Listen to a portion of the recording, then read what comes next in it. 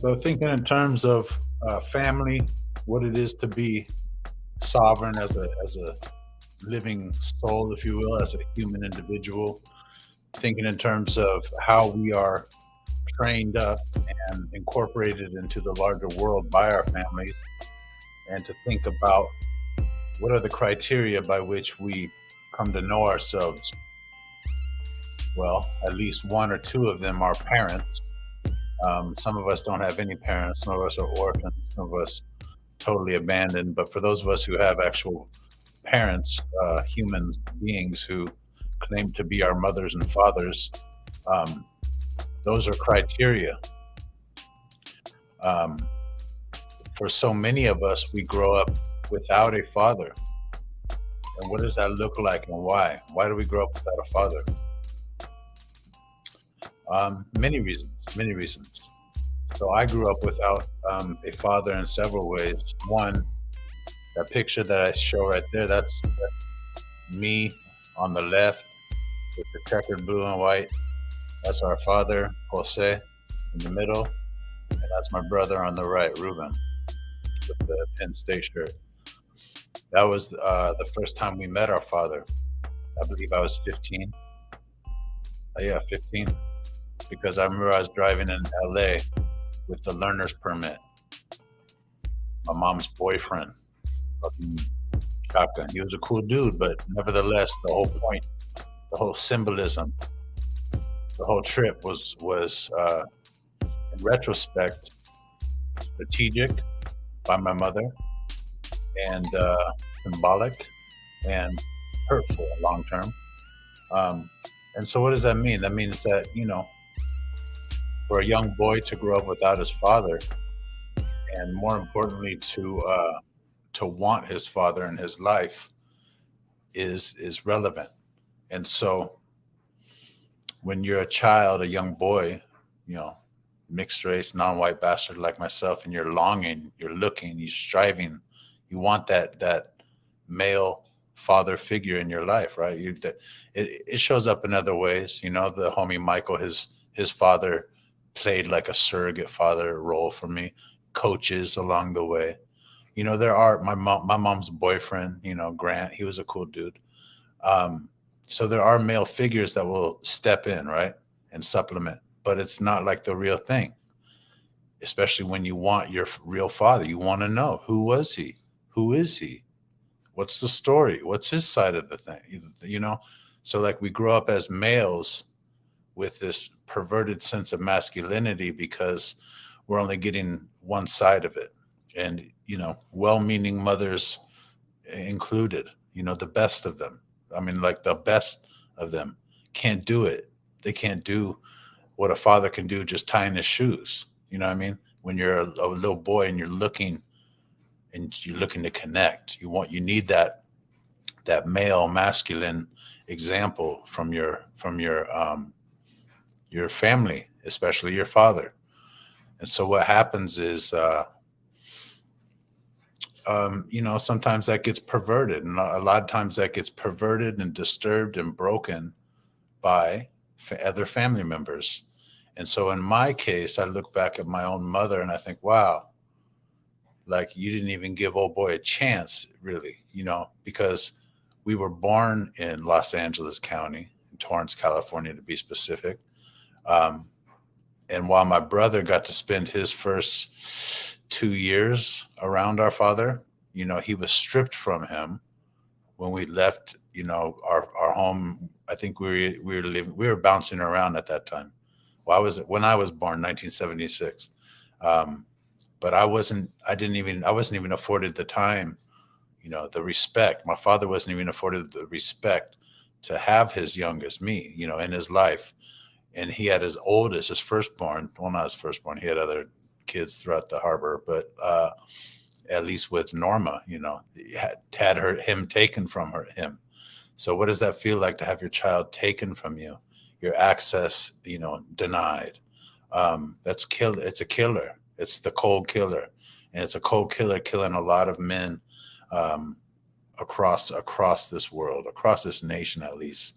And so part of my journey has been to to search and to recover and to reclaim and to research and to figure out like what was really happening. What really went down, because you can say he was a heroin addict and he was no good and this, that, and the other. But look, there was a reason why you connected with him. You had two children by him. I'm speaking to my own mom now, hypothetically. And, there was a reason why you chose when, Ruben was 2, when I was 6 months, to strip us, to move back in with grandma in Torrance, and then ultimately when I'm a couple years later, you leave California completely.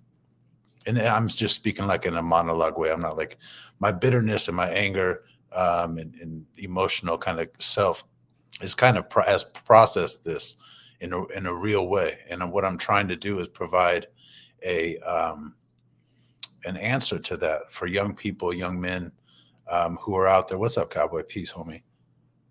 Um, who who don't know what the hell's going on and like how to figure it out. Like how to provide some support for that. So my answer is Father Together, which I'll get to in a second. Well, it's built off the kind of that ancient African I think it's African proverb. You can go far alone, but we go farther together. It's about farther together, but I'm saying father together. So a child goes further with a father. There is my, tagline, which I believe to be true. While I've been able to persist and go kind of far, what I mean? Thank you. Appreciate you too, Cowboy. Um, I could look at my brother, right? And he, like me, we were both high school dropouts, both convicted felons. And he never quite got back. And I always wondered, wow, was it those first 2 years that he was with our dad and then that ripping from him, is that some unresolved childhood trauma that never got really reckoned with? Whereas I wasn't around, oh boy, you know, um, though I wish I was, and ultimately, you know, as an adult, as a young man, I'm the one who sought him out. I'm the one who sought out our family, our culture, the reclaiming of our history. And I was very proud of that. And I was always very proud to be my father's son, even though, my mom always told me, oh, he was just a heroin addict and an alcoholic, and he never cared and never did that. Maybe my brother, I don't know, it's hard to discern. It's hard to discern. But, and it's funny, it's ironic how, like, even my brother, who might favor our father a little bit more physically, never wanted or seems to care, or to, like, he doesn't really care about our Mexican history and culture. He just, or maybe he's just, I don't know, too what's it, damaged, or like can't resolve. He can't go there for whatever reason. Whereas I love it, and I've always have. I've always wanted our father and wanted to know and wanted to seek it out, and I have. And even beyond what, like, say, our own father knew.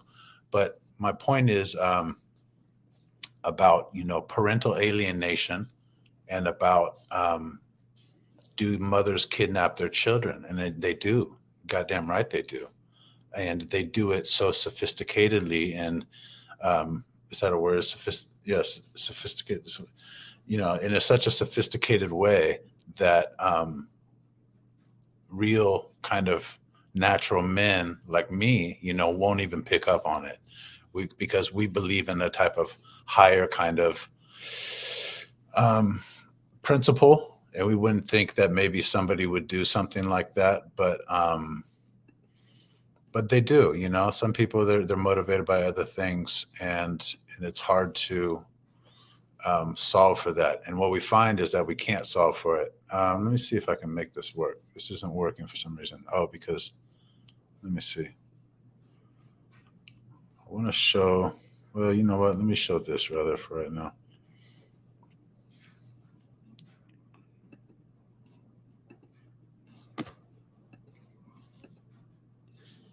Lack of empathy for children that lack a relationship with both parents is an implication of the issues caused by slavery, broken homes, broken relationships.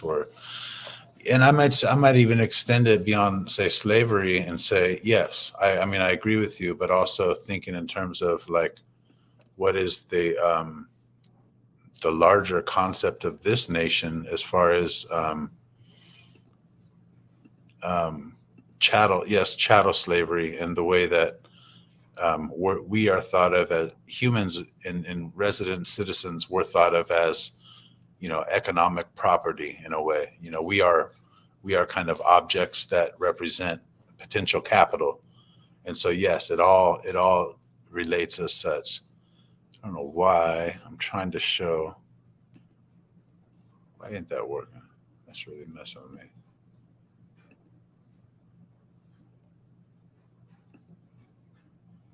Oh well, if it don't work, it don't work. Oh wait, PDF. I can. You know what? Chale. Let me do this rather. Broken homes, broken relationships were and are normalized. Man, I'm gonna tell you, the trip out thing about that is like, I remember when I was married, right? Actually, when our daughter was only newborn, sleeping in the next room. Um, I don't want to reveal too much because old girl might come a swinging, as she's not rut to do, is like that's her mode. But anyway, um, yeah, we're all domestic. We're all domestic cattle in a way. Who the question is, are we sovereign? Are you are is any one of us bigger than the so-called program, as people like to say? Like, no, no, we're not. If you are a resident and a citizen of a country, fall in line. There's an economic principle that trails you. But the thing I was trying to say was, um, when our daughter was a newborn, we had a conversation about, let's make each other a promise. Let's not get into those quarrels at night when the child is sleeping. Let's not try to fight in front of the child, but let's not fight when she's sleeping, because I remember being a boy and being awoken, right? Being in the room waiting, and you hear the fighting and you just sit there, or you're in bed and you sit there. But then, I hate that. And I never wanted my child to experience that. Um, I digress, but fast forward to, divorce, two homes. Now the child has to reconcile and understand what it is to live in two different homes. And you're right, it's become such a natural kind of common thing that, what are you going to do? It's like, we've normalized it in a way, and maybe it goes back to that chattel piece, the family, the concept of family, and who are our alikes, our cohort, our clan, who can identify us and vouch for us. And if all of that becomes broken along the way, if mother takes the child and moves across state lines to another state, even across the country, what then? What is that child's, recourse toward a hypothetical sovereignty or even social political participate? How do they participate in society and succeed, without uncle, cousin, grandma, dad, So all of that matters. I can't really, let's see if this even works. It might work. So I wanted to look at California because I was born in 1976, and I was sure that, and after further confirmation, yes, my mother left town, left Torrance in a van with another man who had two different children, and he wasn't my father. And she moved to Oregon and took me when I was 2.5, 3, and my brother, who was, 4.5, 5, to Oregon, where we lived our whole lives, and where we had this other man being our stepfather, if you will.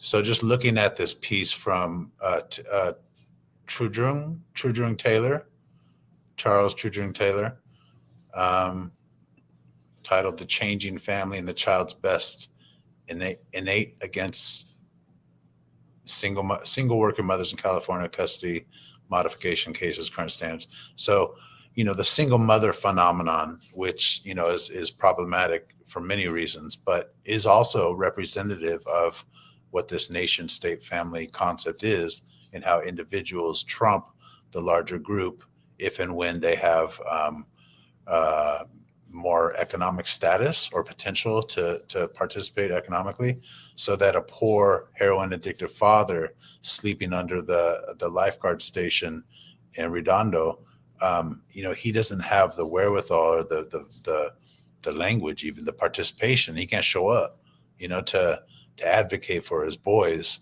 But the uneducated, half-witted, has a boyfriend who has a job, fucking, what more white, let's keep it a buck, more white human citizen, is able to easily pack up the boys and leave town forever. Um, so this is from 1986, when I was 10 years old, already living in Oregon for, however many years. And it says, following, I'm not going to read the whole thing. I just want to point to a couple of things. Following a divorce in California, custody is awarded to the parent who can provide the more suitable home. The court decides the custody issue based on the best interests of the child. The standard is sex neutral. Neither parent is to be preferred on the basis of sex. Under this standard, the courts have broad discretion to decide which parent can provide the better environment for the child. However, custody is to be awarded in light of the recognition that a child's established environment should not be changed unnecessarily. So this is the line that I'm hanging on. A child's established environment should not be changed unnecessarily. This standard also applies in custody modification cases. So I could go on, but I'm not going to read this whole thing.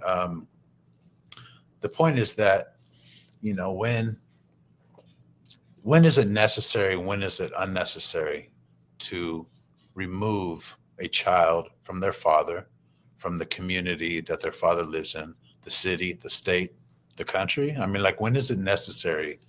And when is it politic and economic and rational? Like, what's the value in doing that? It's hard to say. But I can say, as the unwitting participant who, was in fact hypothetically, in a way, kidnapped, and I say that because when I lived in Oregon, right? So, like, this is my father and our brother. That's my dad and my brother. That's Jose y Ruben, and they were living in Lomita, or we were living in Lomas or wherever, and they were starting to forge a bond. They had a bond, right? Like, even though he looks like he's trying to get away from in this picture, like, they had a bond, a real connection. And once you tear that away, there's repercussions that last a lifetime. But life goes on. Once I was born, I'm the little güero, I guess maybe Jose was, shooting more junk. I don't know what the thing was, but ultimately Norma made the decision, once she met this other guy who had two other kids, to jump in the car and drive to Oregon, leave Torrance, leave Los Angeles County, leave California altogether, go to Oregon and raise the half-white the bastards up there with these other kids, which was totally it was problematic, and it was damaging in many ways. And I'll say that there's a disparity made, because when we were in Oregon, my so-called half brother and half brother and sister, whatever you want to call them, who had this other father, their mom actually came from Los Angeles to Oregon and took them out of the school and drove them back to LA, i.e., they were in fact kidnapped. And so they were kidnapped back to California, and it became this whole big thing. And I remember driving back and forth from Oregon to California and having to go to court, and the whole thing that was like pretty terrible. And then I fast forward and I say, well, what about us? What about me and my brother? And how come nobody ever came looking for us? And how come we weren't kidnapped? Why didn't anybody care? And so that purports like an idea, like, okay, well, you have to be the seeker. You have to be the one who seeks out to reclaim those things that you wanted. And we lived in this van, this piece of shit van, this little house, and uh, and I remember going back and forth to California in that van, and life goes on. You know, when the mother is able to easily, legally, if quasi legally, escape her children, kidnap her children, reframe their entire conception of who they are, retell the story, tell a story that nobody knows. It's her story. She's just the automatic writer of it all, making it up as she goes, living by her wits. It becomes problematic. um, we go back to LA, every summer, every Christmas, whatever. um, why didn't we ever meet, our father along the way? He was down there the whole time, struggling, sure, but there was always a rationale why. um, in my mind now, in retrospect, why we should have and could have connected with him. um, but it took until, like I said, I was 15 or whatever when we met him finally. And I can only think, and I look back now and I see the context and thinking of the concept of single mothers and how they behave, how they tend to kind of, or how they're championed. Like I'm not saying that all of them aren't good. Like there's some that are good, right? And their men really did them wrong or whatever. But there's a whole lot of them that are tripping and like have made it up as they went, and alienated those poor little children from their father along the way, and didn't tell them anything about their history and their culture. Like me, I didn't know anything. I didn't know that we had Moorish roots. I didn't know that we had Spanish Moorish roots, that go back to Arabic people in Spain. I didn't know that we had indigenous roots that went deep into New Mexico and deep into Anahuac, or the Valley of Mexico. Um, so I sought it out. I sought out my family. I sought out my cousins and my uncles and my tias and mis abuelos. Like I went to the land. I went to back to Albuquerque, and I reclaimed everything that was stolen from me. This is what I encourage people to do, because if you don't, when it comes time for you to be a father, like I'm a father now, and I know the things to teach my child, if you don't do that, you won't know. And we have to know. And sometimes we can't know. Sometimes it's not timely, economic, it's not politic, it's not even in our very biophysical capacity to know. And so there calls for an organization, there calls for a cause, there is a call for, a rationale to um, compensate writ large across society, where children are kept out, they're kept in the dark, they're being eclipsed by the very knowing, the very ways of their own mother. The sun, the father, the sun, the glowing light that they long for is being blocked out, right? And so the young person is longing, looking, even though they don't know that they're looking. They try, man, they try. We try. um, and so I say that children go further with fathers there that got cut off. I spelled it correctly, but this got cut off. But children do go further with their fathers there. They do.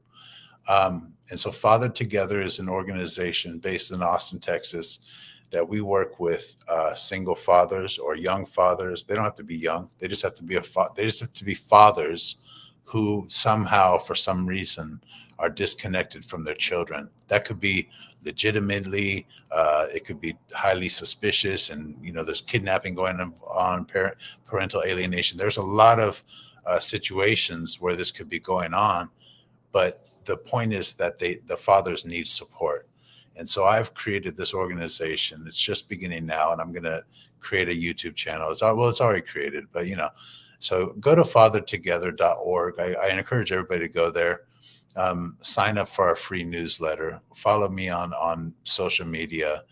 Like I said, my goal is to work with fathers who want to be a part of their children's life, and maybe they have some obstacles that are keeping them from that. Maybe those are legitimate or illegitimate obstacles. But the point is to help them form lasting bonds with their children. And the point is also that, well, there's three objectives of the effort in the organization. One, to help. Well, let me just show it. Dang it! This is so much easier. I don't know what's wrong with it. Let's see. Let me remove this. Let's see if it lets me. Or would you say back to the Congos? Really to the Congos? That's cool.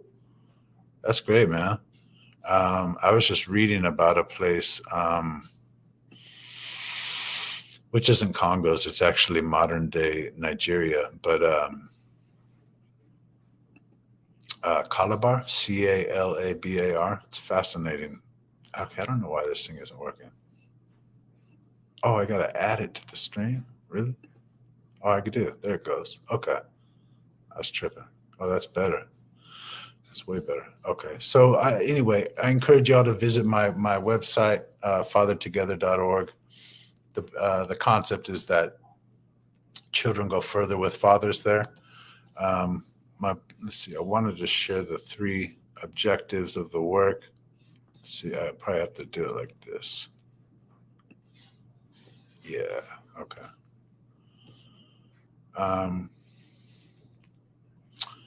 So we work with fathers and their children in a two-gen educational model. So two-generation educational model means that there's a parent and a child that are both longing, urging, like persisting, trying to attain some educational, college and career goals, probably.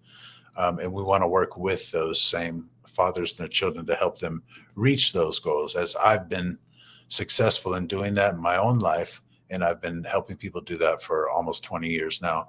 And I have a 9-year-old daughter who I am training up to be ready to meet her highest goals in both college and career. So we work with them to form lasting bonds, to set and attain career goals, and then also to create opportunities for others to participate. So often, those of us who grew up without fathers, we don't participate, or we take ourselves out, or we do only what we have to survive. And there's an opportunity, there's a place for us to use our lived experience, our cultural capital, if you will, and to create opportunities for others. So that's what I'm trying to do here. Father Together is about helping, yes, those little, poor bastards who have been taken from their fathers and alienated from their fathers, but it's also to help the father and the child form lasting bonds to set and attain career goals. Like, not just say, okay, I want to be this. No, like, we are going to make a plan and you are going to by step get there. There's a way to do it. I know how to do it. I've done it. And then to create in a kind of service-based model, how do we create opportunities for others going forward, because they don't know what they don't know, and we got to help them.